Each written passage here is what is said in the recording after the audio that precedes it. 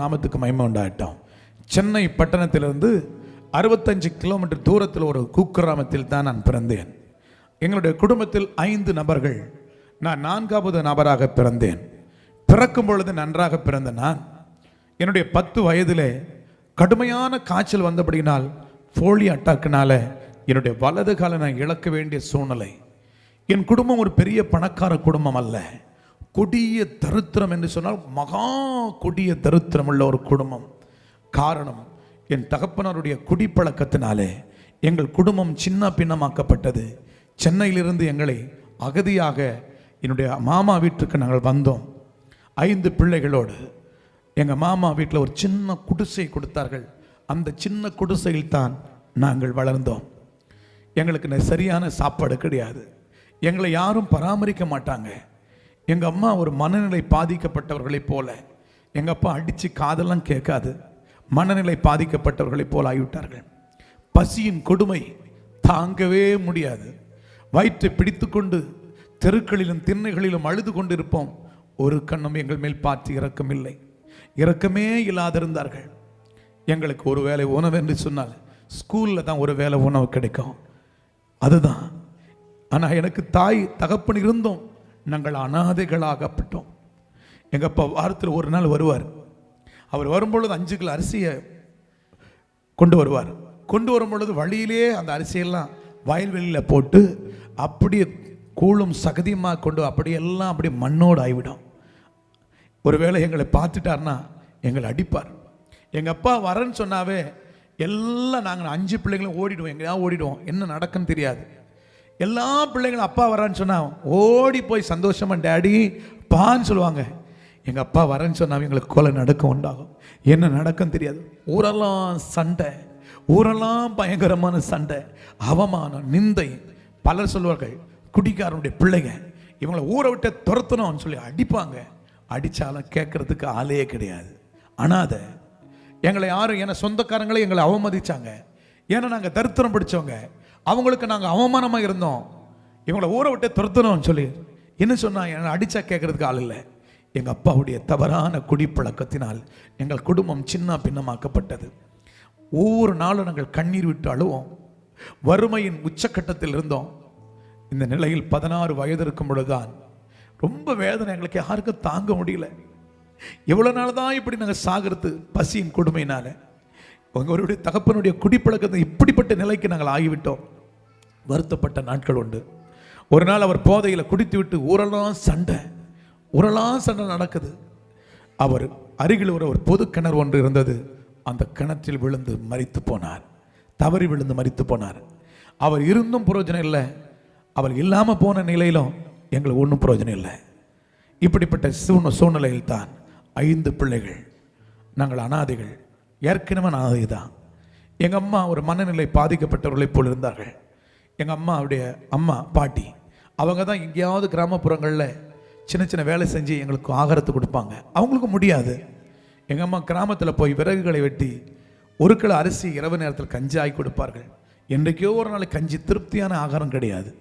அதுதான் எத்தனையோ நாட்கள் புளிய இலைகளை சாப்பிட்ருக்கிறோம், புளியங் காய்களை சாப்பிட்ருக்கிறோம், பச்சை கீரைகளை மிருகம் சாப்பிடுவது போல நாங்கள் சாப்பிட்ருக்கிறோம். என்ன வாழணும், சாகிறதுக்கு இதை சாப்பிட்றதுக்கு பசிக்கு ஏதோ ஒன்று கிடைக்குது. என்னுடைய முழு எண்ணமெல்லாம் ஸ்கூலில் ஒரு வேளை உணவுக்கு தான் ஸ்கூலுக்கு போன தவிர படிப்புக்கு எனக்கு சம்மந்தம் இல்லை. இந்த நிலையில் எங்கள் அம்மா 1 வருஷம் தாங்க வறுமையின் கஷ்டத்தினாலே எலும்பும் தோலுமாக மாறி அவர்களும் மரித்து போய்விட்டார்கள். தாயும் இல்லை, தகப்பனும் இல்லை, அனாதைகளாக்கப்பட்டோம். இந்த நிலையில் நான் ஸ்கூலுக்கு போன நோக்கமே சாப்பாட்டுக்கு தான் ஸ்கூலுக்கு போன தவிர படிப்புக்கு எனக்கு துளி கூட சம்மந்தம் இல்லை. 1ஆவதுலேருந்து 5ஆவது வரையும் போயிருக்கேன். என் சொந்த பெயரை எனக்கு எழுத தெரியாது. டீச்சர் சொல்லுவாங்க, டே அவங்களாவது ஏறுவதாவது பிழைப்பாங்க, நீ எப்படா பிழைக்க போகிற? அவங்க சொல்கிற அட்வைஸில் எனக்கு ஆறுதலாக இருந்தது. ஆனால் என்னால் படிப்பில் கவனம் செலுத்த முடியல. அவங்க சொன்னாங்க, பாவம் ஏழை பையன் சாப்பிட்டு போட்டோம், என்ன பண்ணுறது, படித்தாலும் படிக்கினாலும் பாஸ் பண்ணி விட்டாங்க. 7ஆவது வரை என் சொந்த பேரே சேகர், ஒரு 3 எழுத்து எழுத தெரியாதுங்க. முட்டாள்லாம் கடுமையான ஒரு முட்டாள், மோசமான ஒரு முட்டாள், மனநிலை பாதிக்கப்பட்டவனைப் போல, பைத்தியம் போல, சாப்பாடு சாப்பாடு சாப்பாடு சாப்பாடு, இதே தான் என் வாழ்க்கையாக இருந்தது. 10ஆவது வரையும் அவங்கள என்ன பண்ணாங்க, சாப்பிட்டு போகணும். 10வது வரையும் நான் போனேன். 10வதுல ஏதோ ஒன்று எழுதுனேன். ஆல் சப்ஜெக்டில் 37 மார்க்கு போட்டாங்க. 37 மார்க்கு. உண்மையே வரலாற்றில் எனக்கு வந்த சந்தோஷம் கொஞ்சம் நெஞ்சம் சந்தோஷம் கிடையாது. வாழ்க்கையில் 1 மார்க்கு கூட வாங்காமல் எனக்கு 37 மார்க்கு அரசாங்கம் போட்டுச்சுன்னு சொல்லி ஒரே சந்தோஷம். அடுத்த வேலை சாப்பாடு கிடையாது. என்ன பண்ணுறது? தெருக்களிலும் திண்ணைகளிலும் பைத்தியத்தை போல சுற்றி திரிந்தேன். யாராவது கடைக்கு போக சொன்னாங்களாம், கூழோ கஞ்சியோ கொடுப்பாங்க. அதை சாப்பிட்டுக்கிட்டு சினிமா பாடல்களை பாடிக்கிட்டு, சோகமான பாடல், நமக்கு தான் சோகமான பாடல்கள், சினிமா பாடல்களை பாடிக்கிட்டு, யாராவது கடைக்கு போக சொன்னால் கூழோ கஞ்சியோ கொடுப்பாங்க. இப்படியே என்னுடைய வாழ்க்கை உருண்டோடி கொண்டிருந்தது. ஆனால் பசியின் கொடுமையினால் சென்னை பட்டணத்துக்கு நான் புறப்பட்டு போனேன். வேலையை தேடி எனக்கு கிடைச்ச வேலை ஹோட்டலில் தட்டு கழுவுற வேலை. கைகள் 2 கைகளும் புண்ணாக மாறிவிட்டது. அந்த வேலையும் செய்ய முடியவில்லை. மறுபடியும் கிராமத்துக்கு வந்தேன். நிறைய பேர் சொன்னாங்க, தம்பி உன்னால் எந்த வேலையும் செய்ய முடியாது. அவங்க சொன்னாங்க, நீ ட்ரெயினில் போய் பிச்சை எடுத்தனா நிறைய பேர் உனக்கு பிச்சை போடுவாங்க, இந்த பிச்சை எடுப்பா, தவறு இல்லை அப்படின்னு சொன்னாங்க. பசியின் கொடுமையினால எல்லாம் இந்த உலகம் என்னை பிச்சை எடுக்கும்படியாக தள்ளினது. ஆகாதென்று தள்ளினார்கள். அது மாத்திரமல்ல, கிராமப்புறங்களில் எங்கள் சொந்தக்காரங்க கிராமத்தில் சொந்தக்காரங்க திருமணம் ஆகும், எங்கள் வீட்டுக்கு நோட்டீஸே கொடுக்க மாட்டாங்க, கல்யாண நோட்டீஸ் கொடுக்க மாட்டாங்க. ஏன்னா நாங்கள் வந்துட்டு போகிறோம். அவங்களுக்கு அவமானமாக நாங்கள் இருந்தோம்.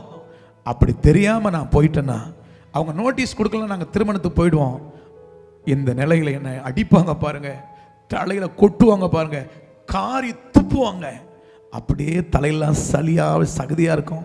என்ன மாத்திரம் அடிப்பாங்க. ஏன்னா நாங்கள் வந்துட்டு அவங்களுக்கு கௌரவம் போயிடுவோமா, அவங்க அந்தஸ்து போயிடுமா, அதனால் எங்களை அடிப்பாங்க, தலை எட்டி ஒதிப்பாங்க. நீ எல்லாம் இந்த கல்யாணத்துக்கு வர்றதுக்கு என்னடா தகுதி இது அப்படின்னு சொல்லி அடிப்பாங்க. அந்த அடியின் மத்தியிலும் வாங்கி கொண்டு எப்படி ஆயிலும் சாப்பிட்டு வரணும். இப்படி தான் எங்கள் வாழ்க்கை உருண்டோடி கொண்டே இருந்தது. என் அன்பு சகோதர சகோதரிகளே, வாழ்க்கையில் பயங்கரமான புயல் வீச ஆரம்பித்தது. ஏன் நான் வாழணும்? உலகம் என்னை பிச்சை எடுக்க வைத்து விட்டதே. சமுதாயம் என்னை வாழ விடவில்லையே. எந்த உலகம், என் சொந்தமெல்லாம் என்னை வெறுக்கிறாங்களே, என்னை அவமானமாக வெறுக்கிறாங்களே. நீ இருந்து என்னடா சாதிக்க போற? சாகணும், எங்களா சாக செத்துப்போ என்று சொன்னார்களே என்று சொல்லி வேதனையோடு கண்ணீரோடு அழுது கொண்டிருந்தேன். என் வாழ்க்கையை முடித்துக் கொள்ள வேண்டும். நான் வாழ்ந்து என்ன சாதிக்க போகிறேன்? நான் இருந்து என்ன சாதிக்க போகிறேன்? யாருக்கு என்ன லாபம்? எனக்கு என்ன அப்பா இருக்கிறாங்க, அம்மா இருக்கிறாங்க, சொந்தமாக இருக்குது, சொந்த வீடே கிடையாது. நான் இருந்து என்ன பிரயோஜனம் என்று சொல்லி வனாந்தரமான ஒரு இடத்திற்கு போய் மார்போடு மார்பு அடித்து கொண்டு அழுதேன். நான் ஏன் வாழணும்? நான் சாகணும். கடவுள் யார்? கடவுள் இல்லை. கடவுள் ஒருத்தர் இருந்தா நான் ஏன் இவ்வளவு கஷ்டப்படுறேன்? யார் அந்த கடவுள்? இல்லை, கடவுளே இல்லை. கடவுள் இருந்தா எனக்கு ஏன் இப்படி என் வாழ்க்கை நடக்குது? ஒரே ஒரு வார்த்தை சொன்னேன், யார் அந்த கடவுள்? உண்மையான ஒரு கடவுள் இருப்பீங்கன்னா என்ன சந்தேங்க. நான் இந்து குடும்பத்தில் பிறந்ததுனால யார் கடவுள் தெரியாது. ஆனால் ஏசப்பாவை சின்ன வயசுல ரொம்ப எனக்கு பிடிக்கும், அவர்னாவே ரொம்ப பிடிக்கும். ஆனால் அவரும் ஒரு கடவுள் அப்படிதான் நினைச்சேன். கடைசியாக மரணத்தின் உச்சக்கட்டத்தில் சொன்னேன், யார் அந்த கடவுள்? கடவுள் இருந்தா நான் எவ்வளவு கஷ்டப்படுறேன்? நான் சாகணும், நான் சாகணும். ட்ரெயின்ல விழுந்து என் வாழ்க்கையை முடிக்க போறேன். கடவுள் ஒருத்தர் இருந்தா என்னை காப்பாத்துங்கன்னு சொன்னேன். உண்மையை சொல்றேன், கூப்பிடுகிற காக்கை குஞ்சுகளுக்கு ஆகாரத்தை கொடுக்கிற நல்ல தகப்பன், உபத்திரவப்பட்டவனுடைய உபத்திரவத்தை அற்பமா எண்ணாதவர், அருவருக்காதவர். உண்மையா சொல்றேங்க, இந்த எளியவனுடைய சத்தத்தை என் பெருமான் இயேசு என் சத்தத்தை கேட்டார், என்னோடு கூட பேசினார், என்னோடு கூட பேசி இந்த நம்பிக்கையின் வாசலை உருவாக்கினார். அல்லேலூயா. அதற்கு பிறகு ஒரு ஆடு மேய்க்கிற சகோதரன் மூலமாக சுவிசேஷம் பலமாய் அறிவிக்கப்பட்டது. இயேசு கிறிஸ்துடைய வருகை குறித்தும் அவருடைய வல்லமை குறித்தும் அவருடைய மகத்துவத்தை குறித்தும் எனக்கு அறிவிக்கப்பட்டது. இயேசுவை என் வாழ்க்கையில் சொந்த ரட்சகராக ஏற்றுக்கொண்டேன். அல்லேலூயா. ஏற்றுக்கொண்டு முழுகி ஞானஸ்நானம் எடுத்தேன். ஒரு போதகரோடு கூட சேர்ந்து அந்த போதகரோடு பணிவிடைகளை செய்து கொண்டிருந்த ஒரு 3 ஆண்டுகள். அவரே கஷ்டப்படுற ஊழியக்காரர். அவர் கொஞ்சம் ஒரு வேளை சாப்பாடு கொடுப்பார். அவர் சொன்னார், தம்பி நீ 10வது வரையும் படிச்சுக்கிறத உன்னை கொரியர் ஆஃபீஸில் ஒரு வேலை வாங்கி தரேன், நாளைக்கு ரெடியாக இருந்தேன். எனக்கு தான் தமிழே தெரியாது, தமிழ் கிராமரை எழுத படிக்க அட்ரஸ் கூட பார்த்து எழுத தெரியாது. உண்மையாக சொல்கிறேன், அவ்வளோ ஒரு மோசமான முட்டாள். நான் என்ன செய்ய போகிறேன்? நைட்டெல்லாம் அழறேன். ஆண்டவரே, நான் என்ன இந்த வேலை கூட எழுத படிக்க கூட தெரியல, நாளைக்கு என்ன செய்ய போறேன்னு தெரியல ஆண்டவரே, நான் ஏன் இருக்கணும் உலகத்துல? நான் இருந்து என்னப்பா சாதிக்க போறேன்? நான் ஏன்பா இருக்கணும்? அழுது கொண்டிருக்கும் பொழுதுதான் கர்த்தருடைய வார்த்தை, மகனே, உலகம் உன்னை பலவீனனாய் பார்க்கிறது, நான் உன்னை பலவானாய் பார்க்கிறேன். என்னுடைய ஊழியத்துக்குன்னு நான் உன்னை தெரிந்து கொண்டேன், நீ வருவாயா என்று கேட்டான். நான் சொன்னேன், ஆண்டவரே, நான் சமுதாயத்தில் புறக்கணிக்கப்பட்டவன், எல்லாரோட மனுஷனால் அவமதிக்கப்பட்டவன். அப்பா, உம்முடைய ஊழியத்தை செய்யறதுக்கு எந்த தகுதி இல்லை. நான் ஒரு முட்டாள், நான் மனநிலை பாதிக்கப்பட்டவன், அறிவில்லாதவன், சமுதாயம் என்னை தள்ளிவிட்டது, உம்முடைய ஊழியத்தை செய்யறதுக்கு எந்த தகுதி இல்லப்பா. ஆண்டவர் சொன்னார், எந்த மனுஷனையும் பிரகாசிக்கிற மெய்யான ஒளி நானே என்று சொன்னார்.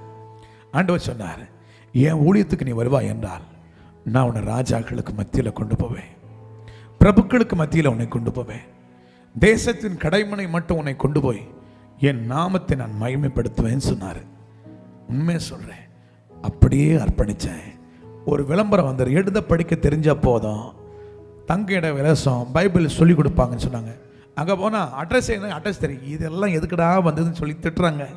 அந்த போதவர் என்ன திட்டுறாரு, நீங்களாம் எது உருப்பட ஒன்றுமே அட்ரஸ் கூட எழுத, நீங்களாம் என்னையா பைபிள் படிக்க போகிறேன், ஒன்றுமே தெரியல. சரி, ஒரு ஆட்கள் சேர்த்து மாதிரி சேர்த்து வச்சாங்க. சமையல் செஞ்சோம், ஒரு ஊழியமும் செய்யலை. அவர் சொன்னாங்க, ஸ்பான்சர் வரல, நீங்களாம் அவங்கவுங்க வீட்டுக்கு போயிடுங்கன்னு சொன்னாங்க. எல்லாரும் அவங்கவுங்க வீட்டுக்கு போயிட்டாங்க. நான் எங்கே போகிறது, எனக்கு வீடு வாசல் இல்லை. ஆனால் அழைத்த தீபனை ஒரு பைபிள் ஒரு பெட்ஷீட் எடுத்துக்கொண்டு ஊர் ஊரா தெரு தெருவா இயேசு உங்களை நேசிக்கிறார் என்று சொன்னேன். அவங்க எல்லாம் சொல்லுவாங்க, டேய் வா, ஓ நிலைமையே பரிதாபமாகுது, எங்களை இயேசு பற்றி சொல்லுவா அப்படின்னு சொல்லுவாங்க. என் வீடு மரத்தடி, என் வீடு பிளாட்பாரம், என் வீடு சர்ச்சு வாசல், இதுதான். ஆனால் என் பொழுதுபோக்கு என்ன தெரியுமா, பரலோகத்தை துதிச்சுட்டே இருப்பேன், பரலோகத்தை துதிச்சுட்டே இருப்பேன். துதிக்க துதிக்க துதிக்க ஆண்டவர் பாடல்களை கொடுக்க ஆரம்பிச்சாரு. உண்மையை சொல்கிறேன், எனக்கு மியூசிக் பற்றி ஒரு ஏபிசிடி தெரியாது, ஆனால் நூற்றுக்கணக்கான பாடல்களை தேவன் கொடுத்திருக்கிறார். அல்லேலூயா சொல்லுவோமா? இன்னைக்கு உலக நாடுகளிலே இந்த பாடல்கள் அநேக இடங்களில் பாடிக்கொண்டிருக்கிறது. லட்சக்கணக்கான கோடிக்கணக்கான மக்களுக்கு ஆசீர்வாதமாக இருக்குது. இப்படி பாடல்கள் ஒரு பாடல் வரும், பாடல்லாம் எனக்கு தெரிஞ்ச பாஷையில் எழுதிக்குவேன், எழுதிக்கிட்டே அப்படியே துதிப்பேன். பசையெல்லாம் பறந்து போயிடும். இரவை பார்த்து சொல்வேன், ஏன் இரவு, பகலை பார்த்து சொல், ஏன் பகல். ஒவ்வொரு வருஷமும் பார்த்து சொல்வேன், இந்த வருஷமாவது என் நிலைமை மாறுமாண்டவரே, ஏன்னா என்னை அனாதையை விட்டுட்டாங்க, எங்கே போய் தங்க. இதில் வேற டிஸ்கரேஜ், உன்னெல்லாம் கடவுளை ஊழியத்துக்கு அழைக்கல, நீங்களாம் என்ன ஊழியம் செய்வேன், அவமானப்படுத்துவாங்க. ஆனால் அழைத்த தேவனை நான் ஒரு நாளும் அவரை மறக்கலை, அவரை என்ன மறக்கலை. ஒரே திருமணம் நடத்த செத்தான நான் சாவேன், என் ஆண்டவருக்கு உண்மையாக ஊழியம் செய்வேன்னு சொல்லி 13 ஆண்டுகள் கண்ணீரின் பள்ளத்தாக்கு. அல்லேலூயா. யோசித்து பாருங்க, எங்கள் சொந்தக்காரங்க வீட்டுக்கு போவேன், ஒருத்தர் கூட மூஞ்சி கொடுத்து முகத்தை கொடுத்து பேச மாட்டாங்க, எல்லாம் அப்படி திரும்பிக்குவாங்க. 1 ரூபா கொடுத்து இந்த தம்பி, அவமானம் அவமானம் நிந்த. 13 வருஷத்துல எலும்பும் தோலுமாக கண்கள் எல்லாம் உள்ளே போய்விட்டது. இப்படிப்பட்ட சூழ்நிலையில ஒரு நண்பருடைய வீட்டுக்கு போனேன், போய் அங்கே விழுந்துட்டேன், அப்படியே விழுந்துட்டேன். அவர் சொன்னார், இவருடைய ஊழியம் முடிஞ்சு போச்சு, பாவம், இவர் நாளைக்கு இன்னைக்கு செத்துருவார் பொழுது, இவருடைய பாடி எப்படி இருக்கிறது, டேய் இவரை எழுப்பி அனுப்பிச்சிடுங்கப்பா. 20 ரூபா கொடுத்தாங்க, என்னை எழுப்பினாங்க, 20 ரூபா கொடுத்தாங்க. எங்கேயாவது போ, எங்கே போகிறதுன்னு தெரியல, 20 ரூபா எடுத்துக்கிட்டு போகிறேன். இருள் சூழ்ந்த உலகம், மரணம் என்னை நெருங்கி கொண்டிருக்கிறது, என்ன செய்வது? ஒரு சர்ச்சு வாசல்ல படுத்துக்கொண்டு ஓ நாளறேன், என்னை நேசிக்கிறதுக்கு உலகத்தில் யாருமே இல்லையா, என்னை நேசிக்கிறதுக்கு யாருமே இல்லையா. அப்பொழுது வந்த பாடல் தானே இந்த பாடல்.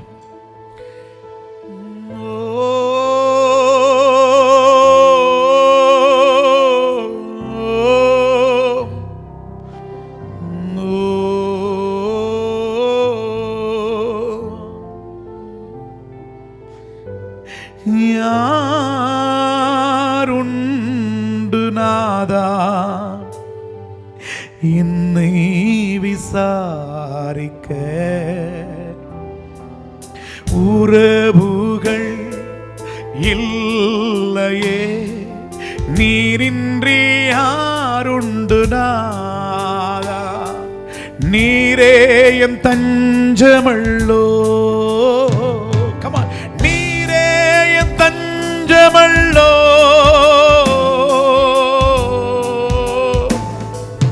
யாருண்டு நாதா என்னை விசாரிக்க.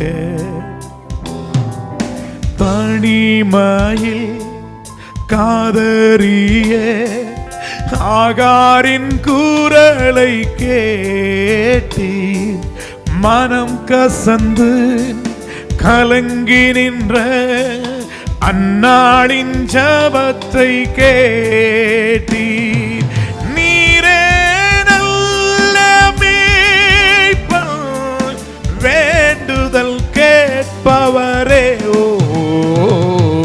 வேண்டுதல் கேட்பவரே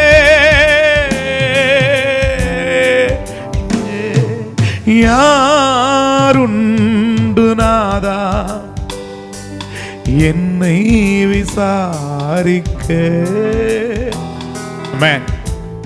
சிடி கொண்டு வந்திருக்கிறேன், நீங்க பாட்டு கேளுங்க, ரொம்ப அமேசிங்கா இருக்கா. அல்லேலூயா. இந்த பாடல் ஒவ்வொரு சிச்சுவேஷனுக்கும் எனக்கு பாடல் வரும். இந்த பாடலை பாடி அழுது கொண்டு இருக்கிறேன். ஆண்டவரை பார்த்து சொன்னேன், என்னால் முடிஞ்ச ஊழியத்தை நான் செஞ்சிட்டேன்ப்பா, என் ஜீவனை எடுத்துக்கொள்ளும், என் ஜீவனை எடுத்துக்கொள்ளும் என்று அழுது கொண்டிருக்கும் பொழுதுதான் வானத்திலிருந்து ஒரு சத்தம், மகனே உன் கிரிகளை நான் அறிந்திருக்கிறேன், உனக்கு கொஞ்சம் பலன் இருந்தோம், என் நாமத்தை மறுதளிக்காமல் என் வசனத்தை கை கொண்டபடினால் இதோ திறந்த வாசலை உனக்கு முன்பதாக வைக்கிறேன், ஒருவனும் அதை பூட்ட மாட்டான் என்று சொன்னார். அதற்கு பிறகு என்னுடைய வாழ்க்கை துளுக்க ஆரம்பித்தது, கொஞ்சம் கொஞ்சமா துளுக்க ஆரம்பித்தது. கொஞ்சம் கொஞ்சம் கிராமப்புறங்களில் நான் கர்த்தர் பயன்படுத்த ஆரம்பிச்சா. பாட்டு பாடும்போது பிசாசெல்லாம் அலறிச்சு ஓடும். ஆண்டவருடைய வல்லமை பலமா இறங்க ஆரம்பிச்சது.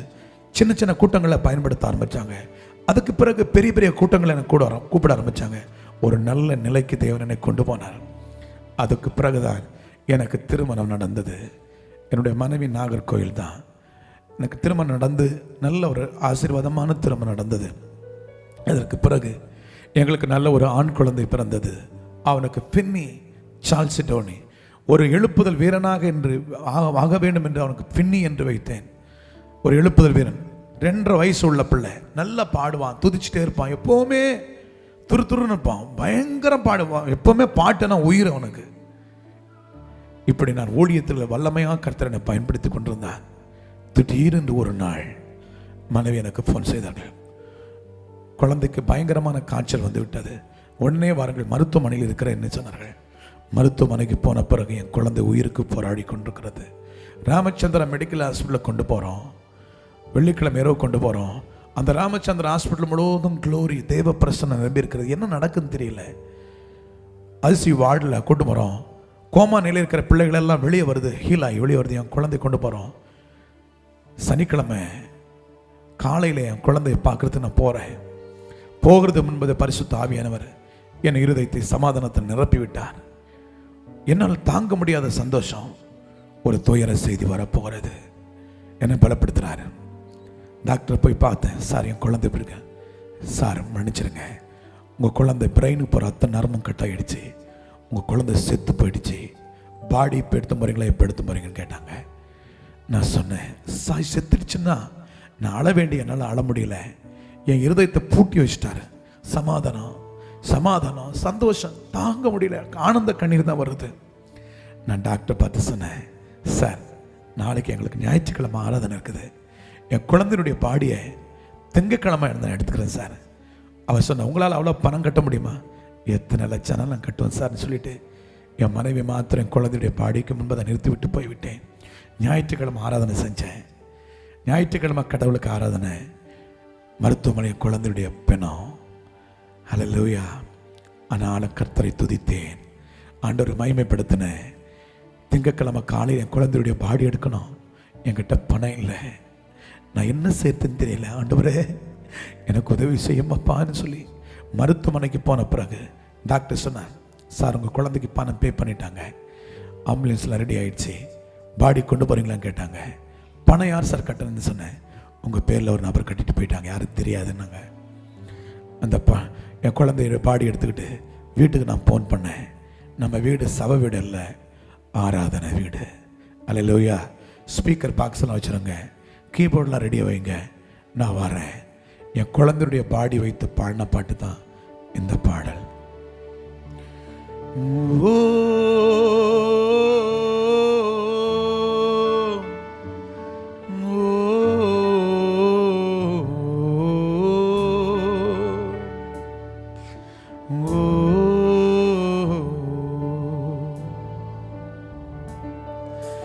என்னதானால் என்ன, என் மீட்பர் உயிரோடுண்டு. என்னதானால் என்ன, என் மீட்பர் உயிரோடுண்டு. தொடர்ந்து பயணம் செய்வேன், துணையாளர் முன் செல்கிறார்.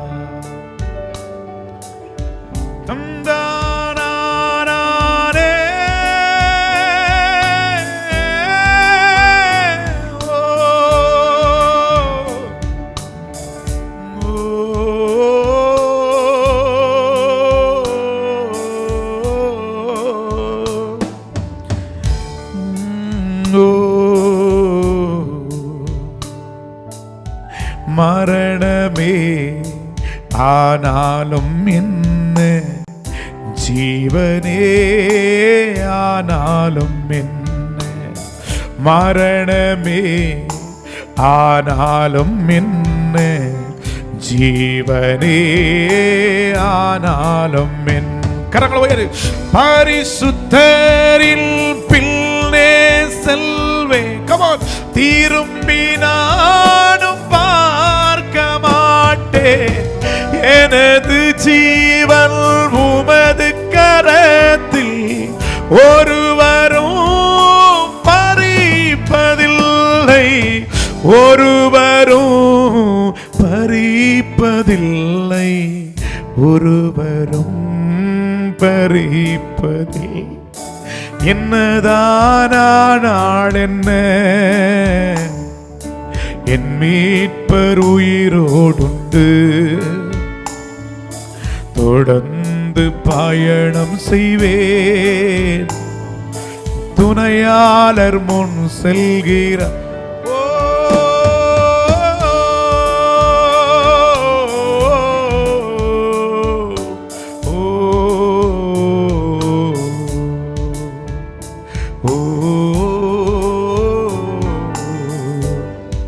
பாடலை பாடி என் குழந்தைய வச்சு பாடினேன். எல்லாரும் என்ன பார்த்து அழுதாங்க. என்ன அழ முடியல, சிரிச்சேன். பரலோகத்தின் தேவனை நன்றியோடு துதிச்சேன். கடைசி அவனுக்கு பிடிச்ச ஒரு பாடலை பாடி அடக்கம் செஞ்சேன். வீட்டுக்கு வந்தேன். ஆண்டவரே, நான் என்ன துரோகம்பா செஞ்சேன், நான் என்னப்பா பாவம் செஞ்சேன், ஏன் என் குழந்தைய எடுத்துங்க என்ன நான் கேட்ட போது கர்த்தர் சொன்னார், பரிமள தைலம் குப்பியில் இருக்கிறவரை வாசனை வீசாத மகனே, அந்த குப்பி உடைச்சு எப்படி வாசனை வீசுமோ அது போல என்னுடைய மகிமையை உன் ஊழியத்துல நான் பலமா விளங்க பண்ண போறேன். உடைக்கப்பட்ட ஹல்லேலூயா கண்ணீரில் இருக்கிற மக்களை நீ ஆராதிக்கும் பொழுது, நீ என் வார்த்தையை கொடுக்கும் பொழுது, லட்சக்கணக்கான மக்கள், கோடிக்கணக்கான மக்கள் காயங்கள் ஆற்றப்படும். அதற்காகத்தான் அந்த பரிமள தைலம் குப்பி உடைக்கும் பொழுது வாசனை வீசுகிறது போல ஏன் மகிமையை நான் இறக்குவேன். அப்பொழுது லட்சங்கள், கோடிக்கணக்கான மக்கள் உன் மூலமாய் ஆறுதல் பெறுவார்கள். அதற்காக தான் இந்த பாதையை நான் அனுமதிச்சேன். நான் சொன்ன ஆண்டவரே நன்றிப்பா, நான் அது அடிமைன்னு சொன்னேன். அதற்கு பிறகு என்னுடைய ஊழியத்தில் பெரிய பெரிய மாற்றங்கள் உண்டானது. நான் வர்ஷிப் பண்ணும் ஆராதிக்கும் பொழுது வானம் திறக்கப்படுறது ஜனங்க பார்ப்பாங்க. ஏஞ்சல்ஸ் அப்படி இறங்குவாங்க. ஹல்லேலூயா. சின்ன சின்ன பிள்ளைங்க, எல்கேஜி படிக்கிற, யூகேஜி படிக்கிற பிள்ளைங்க கூட பாவ உணர்வடைந்து அழுவாங்க.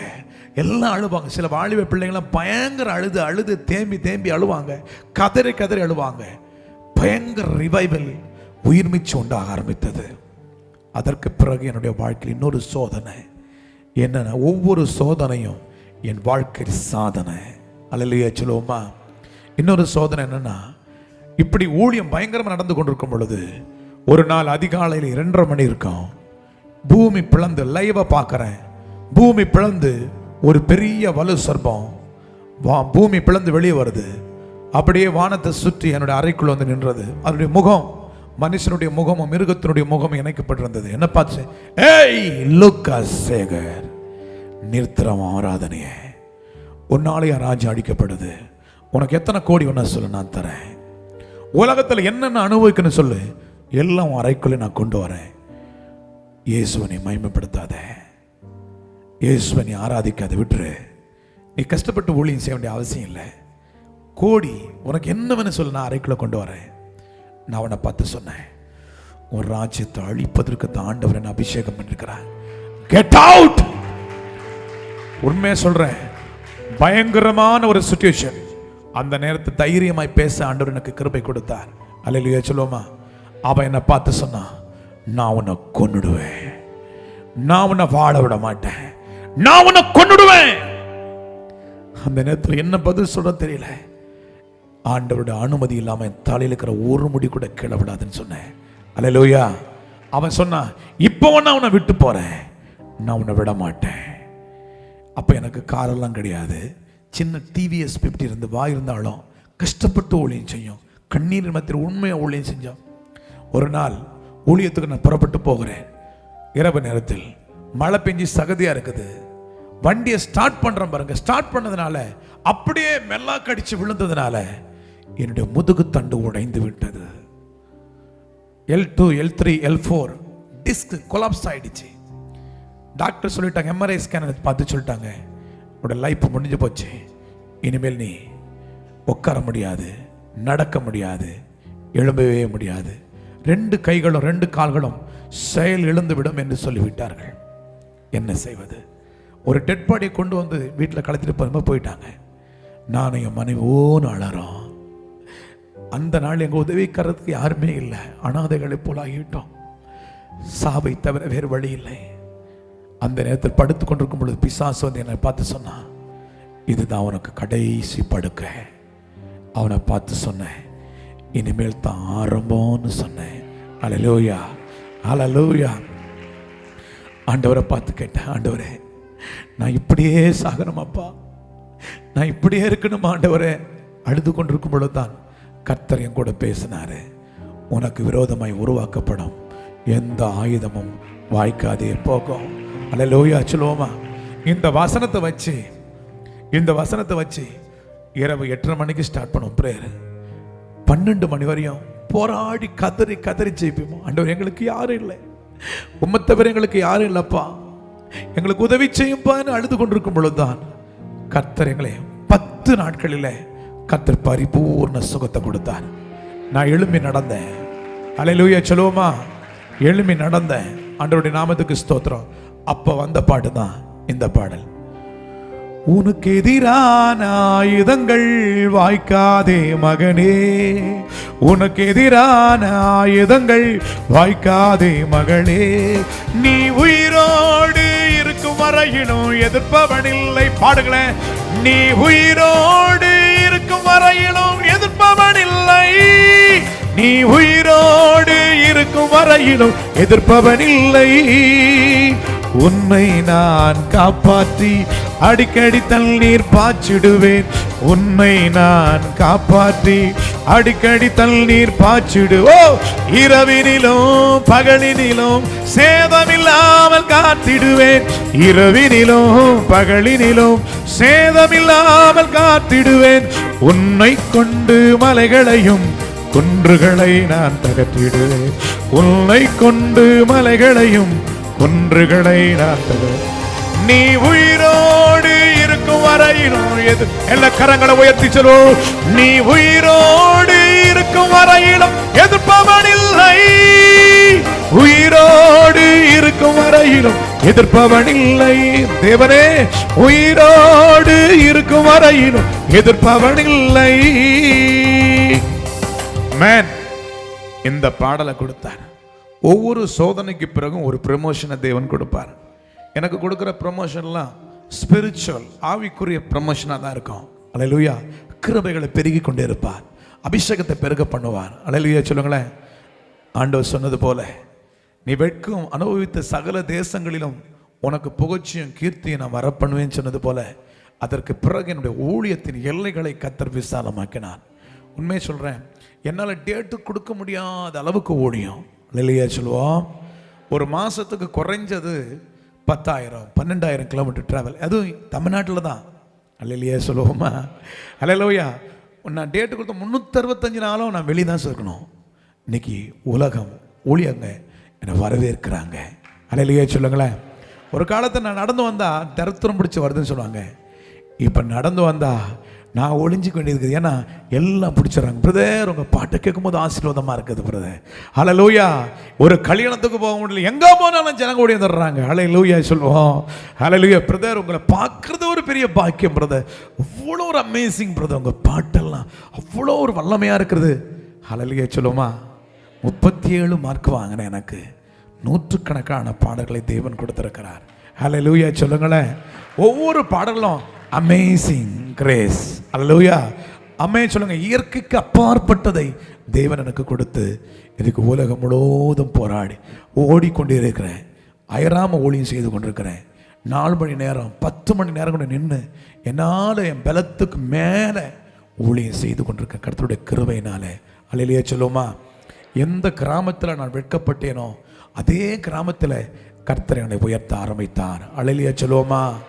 எந்த சொந்த ஜனங்களால் அவமதிக்கப்பட்டேனோ அதே ஜனங்க நீங்கள் வந்து சொல்கிறதுங்க, எங்கள் அத்தை பையன் தான் அவர், எங்கள் மாமா பையன் தான் அவர். அல்லேலூயா.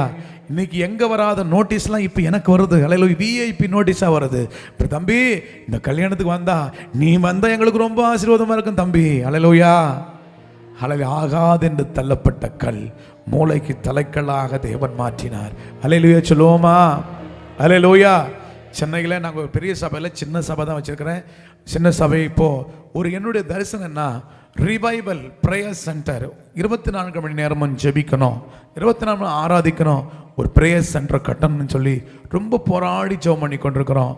இப்போ நாங்கள் இருக்கிறது ஒரு ஸ்லம்மில் தான், ஒரு கிராமத்தில் ஒரு ஸ்லம்மில் தான் இருக்கிறோம். ஆனால் வெளியே போயிட்டோன்னா, மெயின் ரோட்டில் போயிட்டோன்னா நிறைய மக்கள் ஆசீர்வதிக்கப்படுவாங்க. அல்லேலூயா. 1,30,00,000 அந்த லேண்டு வாங்குறதுக்கு போராடி ஜெபம் பண்ணி கொண்டிருக்கிறோம். நிச்சயம் அது நடக்கும். ஒரு பெரிய ரிவைவலுக்காக தான் கடவுள் நம்மளை தெரிஞ்சுக்கிட்டாரு. அல்லேலூயா சொல்லுவோமா? ஆமென் சொல்லுவோமா? அல்லேலூயா. இன்னைக்கு போகிற சபைகளில் போகிற இடத்துலெல்லாம் கர்த்தர் ஒரு பெரிய மகிமையை ஊற்றி கொண்டிருக்கிறார். அல்லேலூயா சொல்லுங்களேன். ஒரு பெருத்த ஆசீர்வாதங்களை ஊற்றி கொண்டிருக்கிறார்.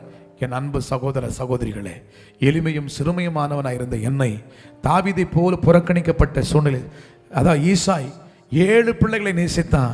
8வது பிள்ளையா இருக்க தாவீதை புறக்கணிக்கப்பட்ட சூழ்நிலையில், ஆனால் அவனை தான் கர்த்தர் முதல் பேரானவனாக தெரிந்து கொண்டார். அல்லேலூயா சொல்லுங்களேன். ஆமென் சொல்லுங்களேன். அவனை தான் கர்த்தர் சொல்றாரு, அவன் தான் எனக்கு முதல் பேரான குமாரன், முதல் பேரானவனாக நான் தெரிஞ்சுக்கிட்டேன். உலகம் என்னை தள்ளினது, தெய்வம் என்னை முதல் பேரானவனாக தெரிஞ்சுக்கிட்டாரு. அல்லேலூயா சொல்லுவோமா? இன்னைக்கு பல நாடுகளிலிருந்து எனக்கு வாய்ப்புகள் கிடைத்து கொண்டிருக்கிறேன். என்னால் போக முடியல. இந்த தமிழ்நாட்டிலே எல்லாம் பிளாக் பண்ணி வச்சிடுறாங்களே. இன்னைக்கு ஊழியம் செய்ய முடியாத அளவுக்கு ஊழியங்கள் இருக்கிறது. தொடர்ந்து எங்களுக்காக நீங்கள் ஜெபித்துக் கொள்ளுங்கள். ஆண்டவருடைய பரிபூர்ண சித்தம் நிறைவேற்றப்படணும். இன்னும் அப்பாவுக்காக பெரிய காரியங்களை செய்யணும். என் ஆதங்கள் இன்னும் ஓயலை, என்னுடைய ஆதங்கம் இன்னும் தீரலை. அப்பாவுக்காக பெரிய காரியங்களை செய்யணும்னு சொல்லி இரவும் பகலும் ஓடிக்கொண்டிருக்கிறேன். என் பலவீனத்தை பாராதபடிக்கு அவருடைய பரிபூர்ண பலன் பூரணமாய் என்னை ஆட்கொண்டிருக்கிறது. அல்லேலூயா. ஆமென் சொல்லுவோமா? நீங்கள் தொடர்ந்து ஜெபியுங்கள்.